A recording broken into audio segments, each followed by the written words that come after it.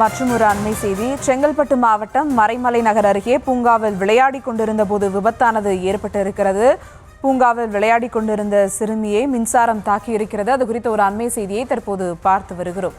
பூங்காவில் மின்சாரத்தை முழுவதுமாக துண்டித்துவிட்டு மின்வாரிய அதிகாரிகள் நேரில் ஆய்வு செய்து வருகின்றனர். செங்கல்பட்டு மாவட்டம் மறைமலை நகர் அருகே பூங்காவில் விளையாடி கொண்டிருந்த சிறுமியை மின்சாரம் தாக்கியிருக்கிறது. அது குறித்த ஒரு அண்மை செய்தியை தற்போது பார்த்து வருகிறோம். 2 வயது சிறுமியை மின்சாரம் தாக்கியதில் தூக்கி வீசப்பட்டு படுகாயம் அடைந்திருக்கிறார் அவர். காந்தி நகர் பகுதியில் அமைந்துள்ள திருவள்ளூர் பூங்காவில் சிறுமியை மின்சாரம் தாக்கியிருக்கிறது. மேலும் விவரங்களோடு இணைகிறார் செய்தியாளர் சுதாகர்.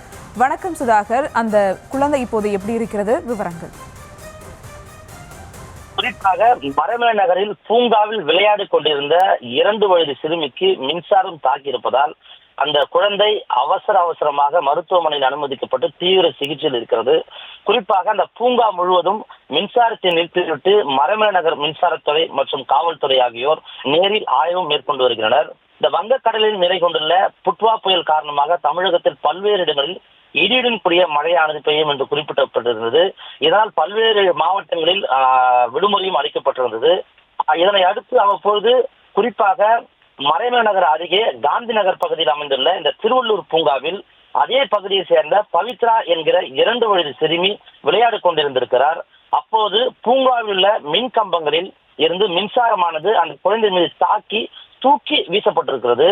உடனடியாக அக்கம் பக்கத்தினர் குழந்தையை மீட்டு அருகில் உள்ள மறைமலை நகர் அரசு ஆரம்ப சுகாதார நிலையத்தில் சிகிச்சைக்காக அனுமதித்திருக்கிறனர்.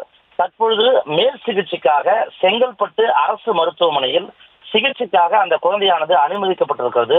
தற்பொழுது அந்த பூங்கா பகுதியில் அமைந்துள்ள பூங்காவில் மின்சாரம் முழுவதும் துண்டிக்கப்பட்டு காவல்துறையினர் மற்றும் மின்சாரத்துறை அதிகாரிகள் நேரில் சென்று ஆய்வு மேற்கொண்டு வருகின்றனர்.